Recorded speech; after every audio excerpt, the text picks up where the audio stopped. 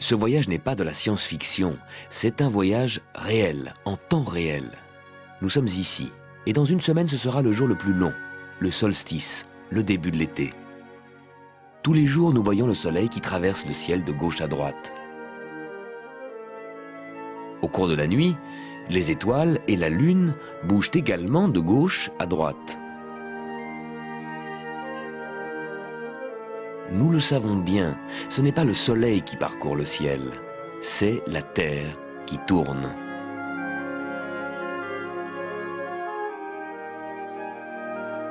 Ce grand mouvement de gauche à droite, c'est une illusion causée par la rotation de la Terre qui tourne dans l'autre sens. Devant nos yeux, le soleil défile toujours de gauche à droite, parce que nous sommes installés sur la Terre qui tourne.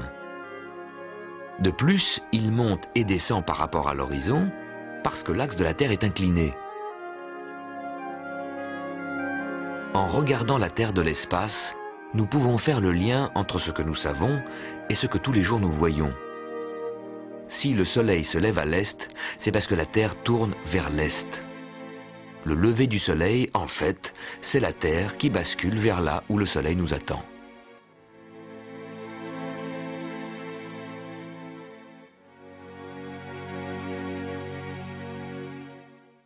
En juin 99, tous les soirs après le coucher du soleil, le système solaire se présente à vous d'une manière particulièrement évidente. 4 astres alignés. Le soleil que vous devinez juste en dessous de l'horizon, vers la gauche un peu plus haut, Vénus, plus loin à gauche, la Lune, et encore plus loin à gauche, toujours dans le même alignement, Mars.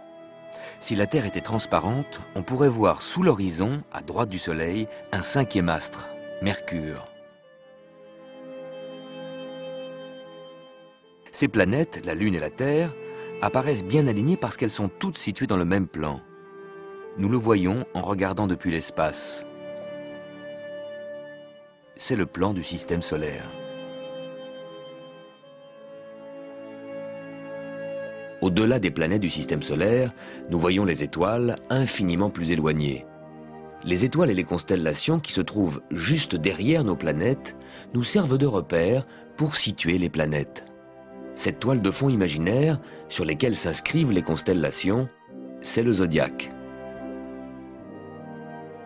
Mars se trouve devant la constellation du Lion, la Lune à côté de la constellation du Cancer, et Vénus devant la constellation des Gémeaux.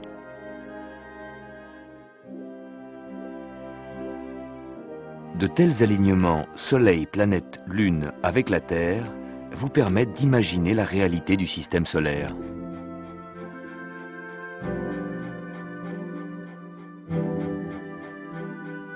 Nous voyons tous les jours le soleil traverser le ciel, mais en réalité, c'est la Terre qui tourne.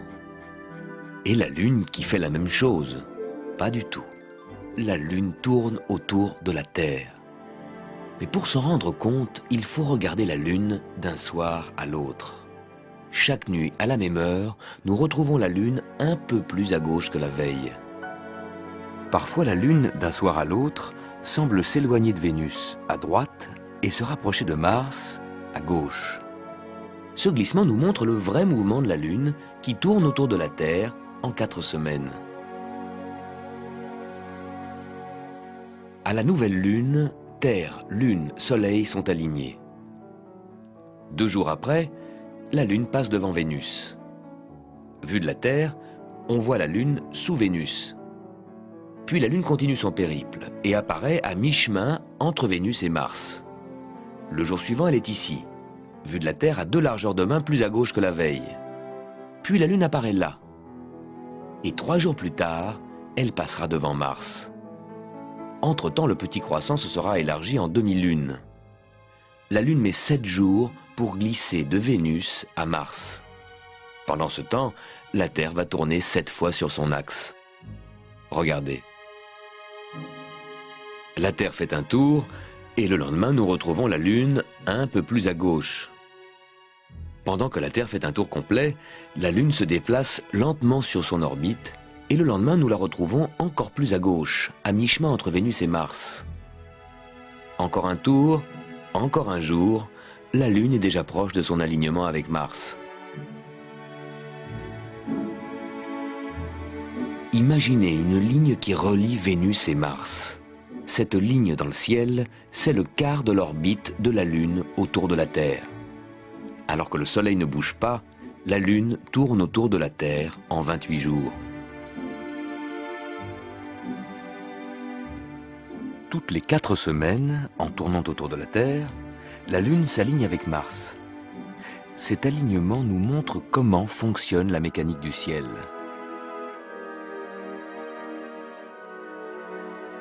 Un mois plus tard, quand la Lune croisera de nouveau la ligne Terre-Mars, elle sera au-dessus de Mars. 2 mois plus tard, un peu plus décalée. Puis 2 mois plus tard, elle passera encore plus haut. Puis la Lune redescendra et quelques mois plus tard, elle passera de nouveau en dessous de Mars. Pourquoi la Lune, par rapport à Mars, monte et descend comme un ascenseur ? Vu de l'espace, nous pouvons voir que l'orbite de la Lune est légèrement inclinée. La Lune accompagne la Terre en tournant autour d'elle. Si la Lune, au moment de la conjonction, est près du plein des planètes, la conjonction sera serrée.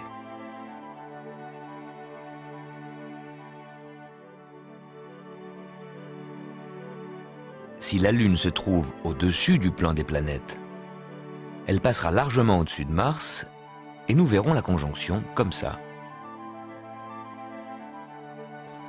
Le soir du 12 décembre 1999, c'est l'alignement parfait. La Lune passe exactement devant Mars. Une occultation de Mars visible en Europe, un événement rare.